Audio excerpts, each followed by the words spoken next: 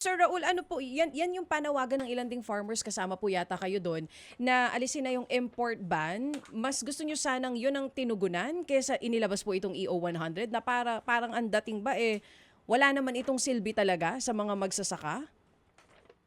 Oh, well, siguro medyo mabait ako ngayon. Hindi ko naman sabihin walang silbi. Opo. Pero very limited at hindi yan ang inaasahan namin. Kaya nananatili kasing mababa yung presyo ng palay kahit na merong import ban. Dahil yung mga trader na bumibili ng palay, iniisip nila magkano kaya yung imported pag wala na yung ban. No?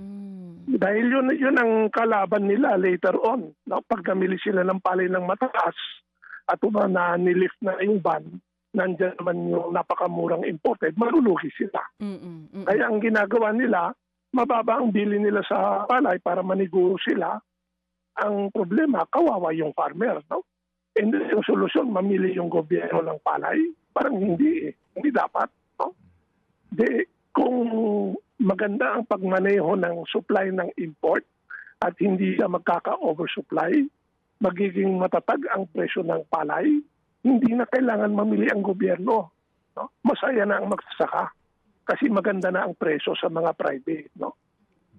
Sana ganun yung perspective na iniisip nila, hindi yung panakit butas doon sa problema. Mga kapatid, brothers and sisters, saan ka pa? Dito na tayo sa totoo.